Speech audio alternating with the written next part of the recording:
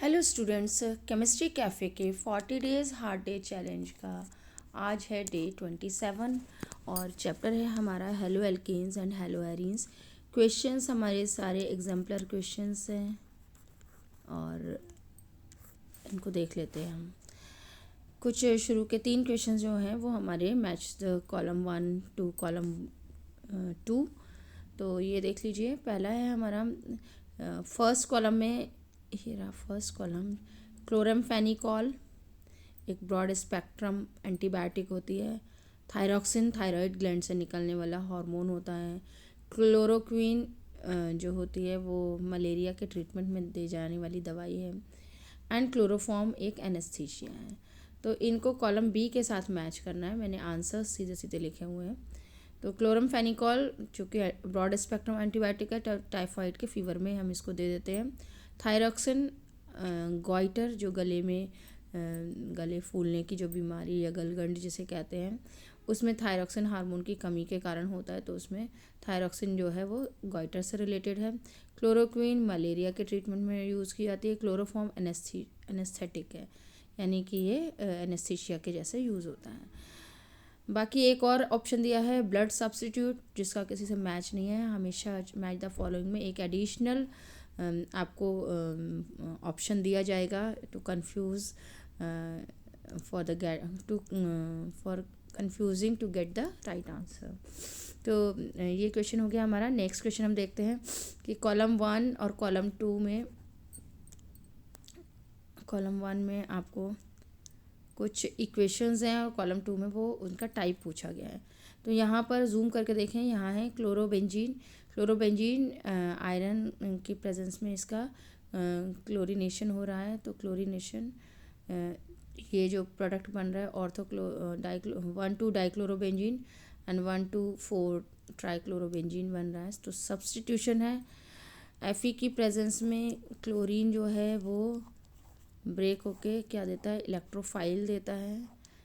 इसलिए ये electrophilic substitution reaction है, क्योंकि H रिप्लेस होकर Cl आ रहा है। तो इलेक्ट्रोफिलिक एरोमेटिक सब्स्टिट्यूशन, ये हमने यहाँ पे इसका ऑप्शन दिया है। ऑप्शन बी इसके हमने सही ऑप्शन हमने लिखा है।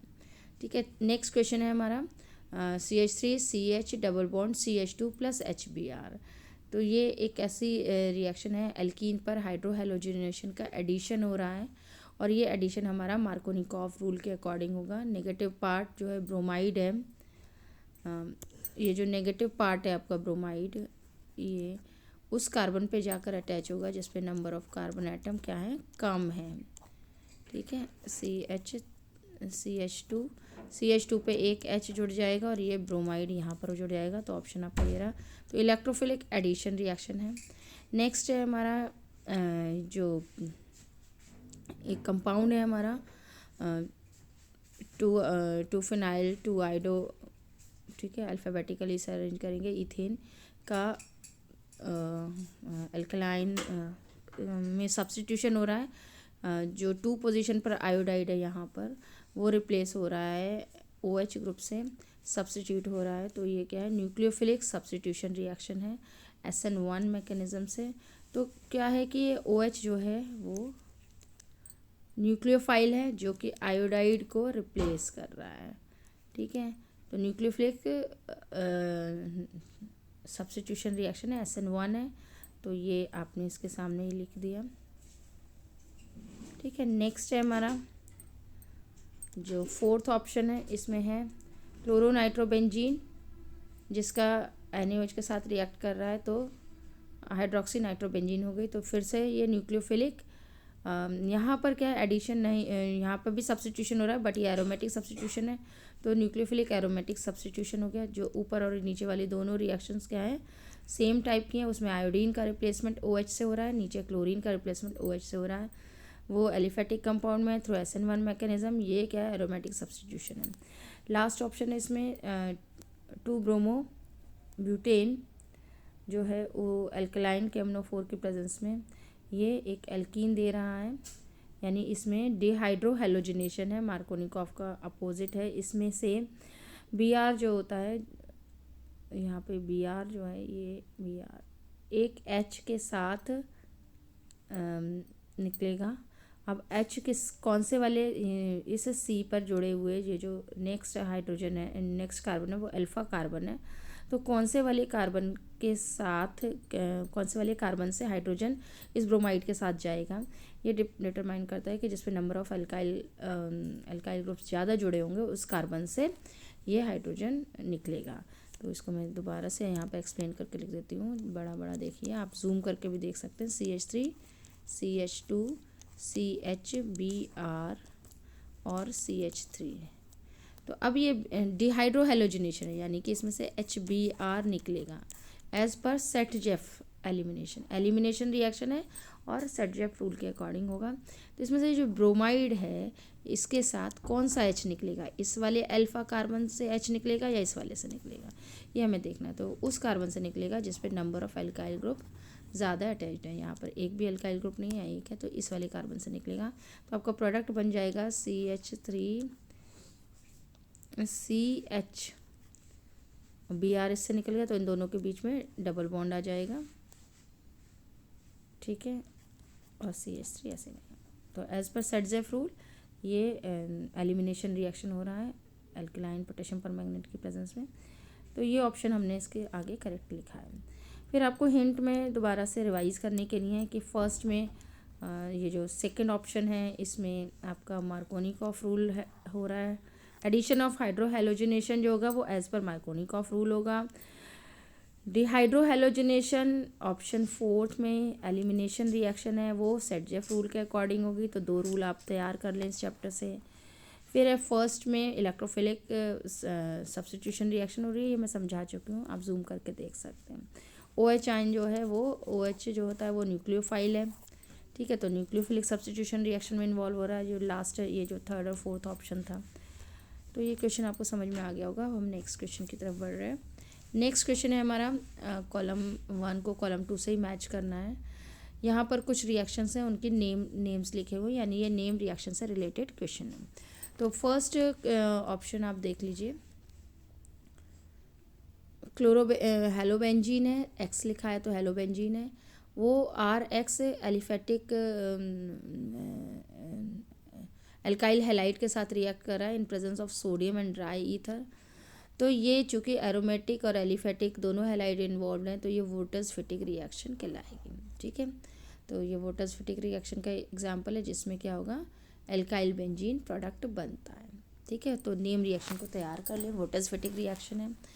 फिर है केवल अगर देखिए वोटर्स, ये बड़ा इंटरेस्टिंग है कि अगर तीन ऑप्शंस हैं, अगर RX ये केवल एल्काइल हैलाइड ही है सोडियम के साथ रिएक्ट कर रहा है, और तो क्या बनेगा, R बनेगा। ये वोटर्स रिएक्शन है, ड्राई ईथर की प्रेजेंस है, ठीक है। लेकिन अगर एक एल्काइल हैलाइड और एक एरोमेटिक हैलाइड है जैसे कि इसमें, तो वो क्या कहलाएगी, वोटर्स फिटिक रिएक्शन कहलाएगी, ठीक है। एक एल्काइल हैलाइड है सोडियम के साथ रिएक्ट कर रहा है और एक क्या है, एराइल हैलाइड है। कंडीशन वही है, ईथर की प्रेजेंस है, तो क्या होगा, NaBr के साथ ये हैलोजन निकल जाएगा और ये आपको एक एल्काइल बेंजीन मिलेगी। ये alkyl benzene, R alkyl group है, PH बेंजीन नहीं है, तो एल्काइल बेंजीन मिलेगी। इसे हम क्या कहेंगे, वोटर्स फिटिक रिएक्शन कहेंगे। इस वाली को जिसमें केवल एल्काइल हैलाइड थे जिसको हम क्या कहेंगे, वोटर्स रिएक्शन कहेंगे। अब तीसरा है फिटिक रिएक्शन। फिटिक रिएक्शन में ये इस ऑप्शन में देख लीजिए, सेकंड ऑप्शन में, कि दोनों ही क्या है, दोनों ही एल्काइल हैलाइड है, PHX है प्लस सोडियम और फिर क्या है, PHX है, यानी तो क्या बनेगा, ये डाइफेनिल बनेगा, यानी 2 बेंजीन NaX निकल जाएगा, 2 NaX निकल जाएगा और ये आपका क्या बनेगा, डाइफेनिल बनेगा, PH बन जाएगा। तो ये फिटिक रिएक्शन है, यानी 3 ऑप्शंस देख लीजिए, वोटर्स रिएक्शन, वोटर्स फिटिक रिएक्शन, ठीक है, और ओनली फिटिक रिएक्शन। तीनों सेम पैटर्न पर बट एल्काइल हैलाइड और एराइल हैलाइड के डिफरेंट कॉम्बिनेशंस के साथ रिएक्शंस हो रही हैं। तो तीनों चीज़ें मैंने आपको यहाँ पर समझा दी हैं। नेक्स्ट क्वेश्चन है हमारा, बेंजीन डायजोनियम क्लोराइड जो है वो क्यूप्रस क्लोराइड की प्रेजेंस में हैलाइड से रिएक्ट कर रहा है, तो ये हेलोबेंजीन बन रही है और ये सैंडमेयर रिएक्शन है, इसे हम पहले भी डिस्कस कर चुके हैं। फिर नेक्स्ट है आपका सोडियम, अब देखिए ये वाला जो इक्वेशन है, क्लोरोईथेन है और ये सोडियम आयोडाइड के साथ रिएक्ट कर रहा है in presence of dry acetone.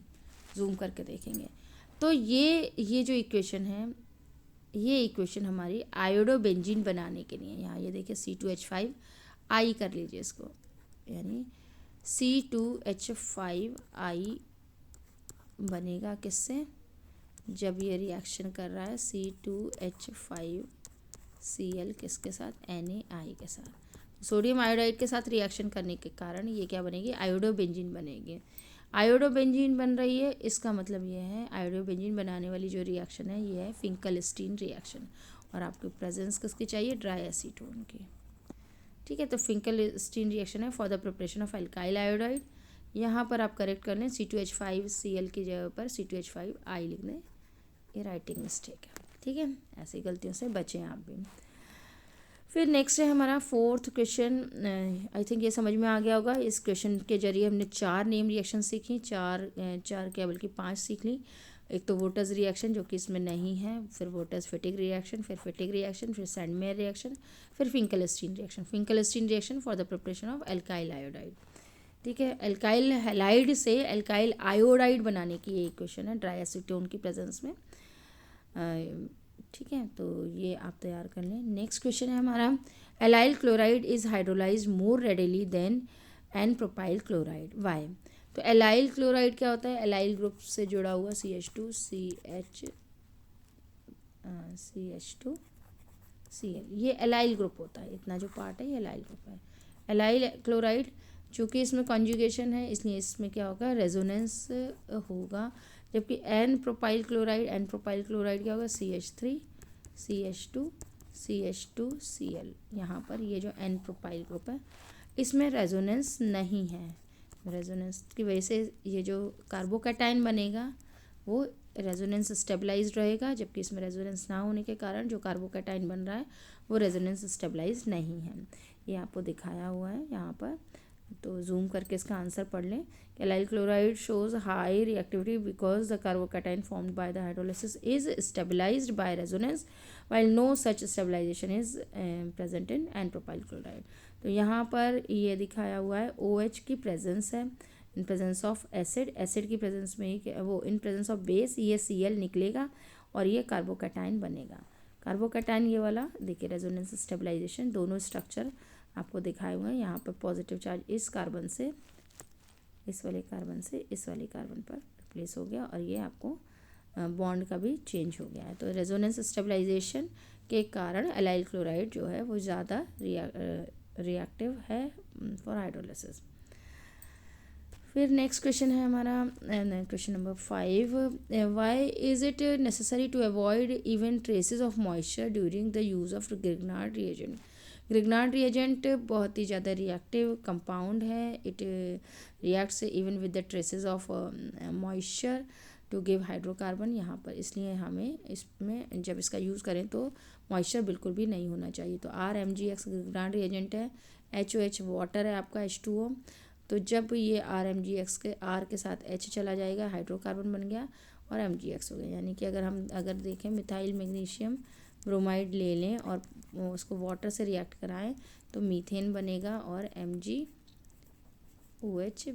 बनेगा। ठीक है, तो ये हेलोजन वो हाइड्रोकार्बन बनाने की एक अच्छी प्रिपरेटरी मेथड है, तो इसे ध्यान देंगे। नेक्स्ट है हमारा 6th question, how do polar solvents help in first step in SN1 mechanism. तो पोलर सॉल्वेंट क्या करते हैं, SN1 मैकेनिज्म सबसे पहले ध्यान दीजिए, यूनिमॉलिक्यूलर न्यूक्लियोफिलिक सब्स्टिट्यूशन, यानी कि एक मॉलिक्यूल सबसे पहले रिएक्शन में पार्टिसिपेट करेगा। जब एक ही मॉलिक्यूल है तो वो क्या बनाएगा, कार्बोकैटायन बनाएगा। तो SN1 mechanism proceeds through the formation of carbocation. अब कार्बोकैटायन बन गया तो कार्बोकैटायन की स्टेबिलिटी पर बात करनी है।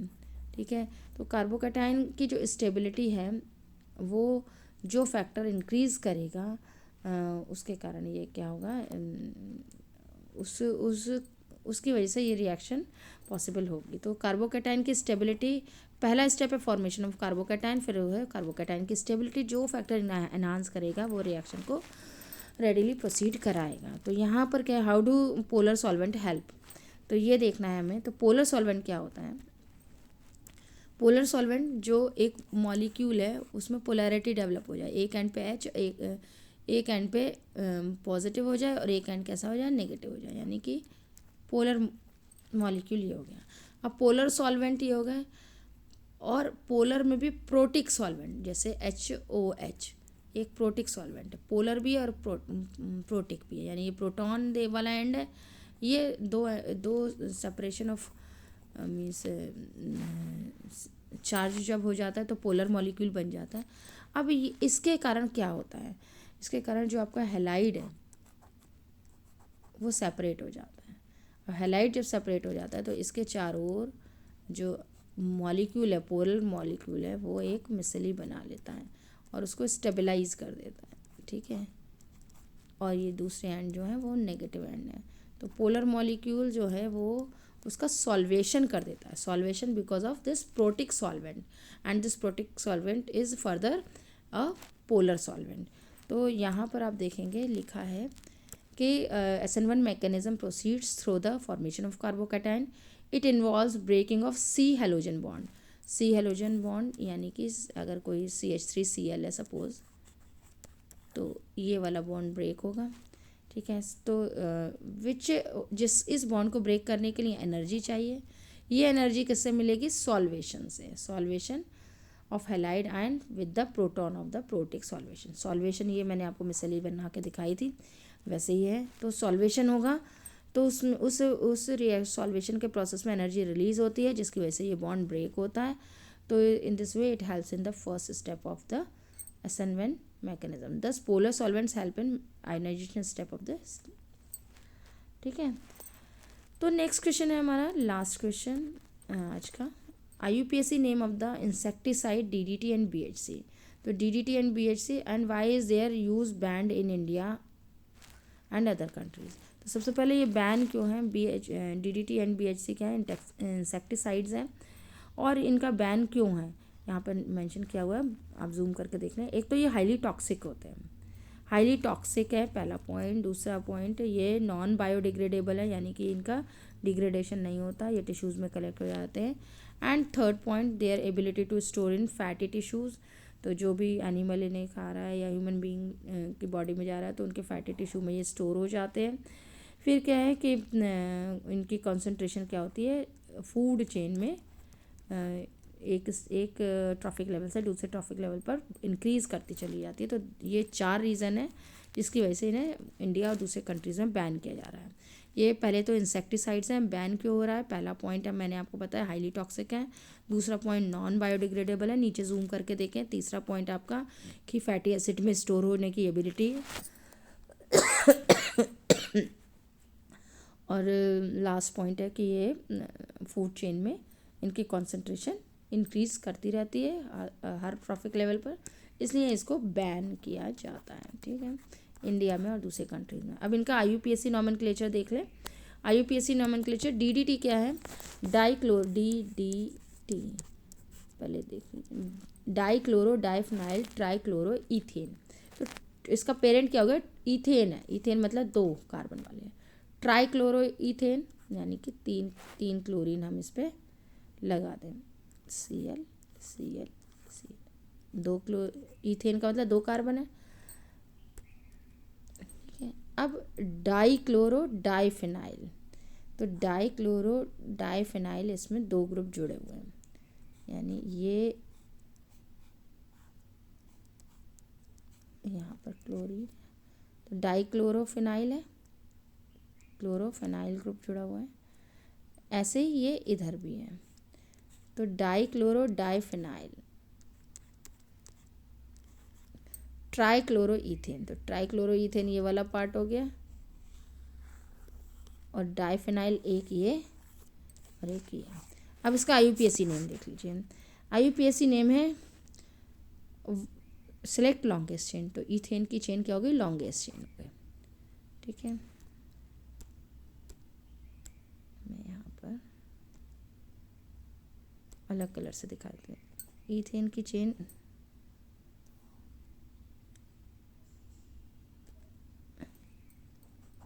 1 और 2,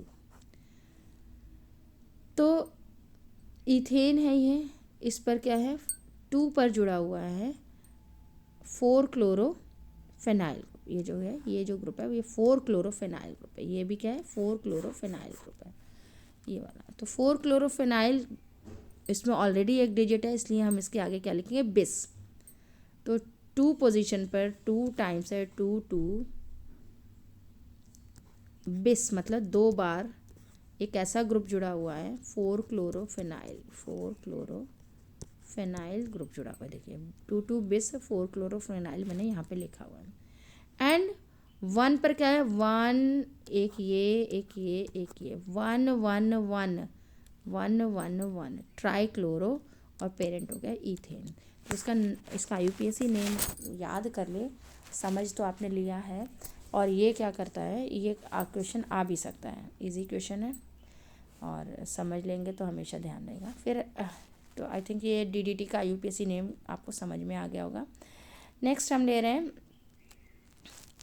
नेक्स्ट है हमारा बीएचसी। बीएचसी मतलब बेंजीन हेक्साक्लोराइड। तो बेंजीन वो बीएचसी मतलब, हाँ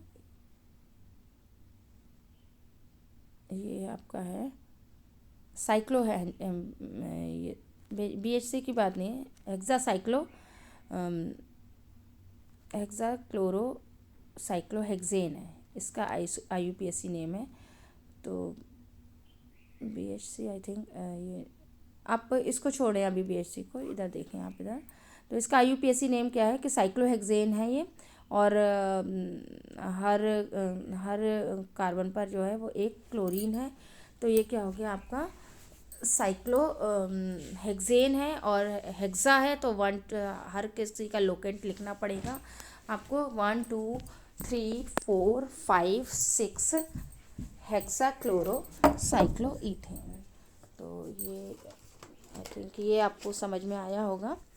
इस क्वेश्चन को मैं एक बार और देख लेती हूँ। दिस इज बेंजीन हेक्साक्लोराइड है, not benzene hexachloride. Benzene hexa, वो आप इस बीएचसी का फुल फॉर्म क्या है, बेंजीन हेक्सा क्लोराइड।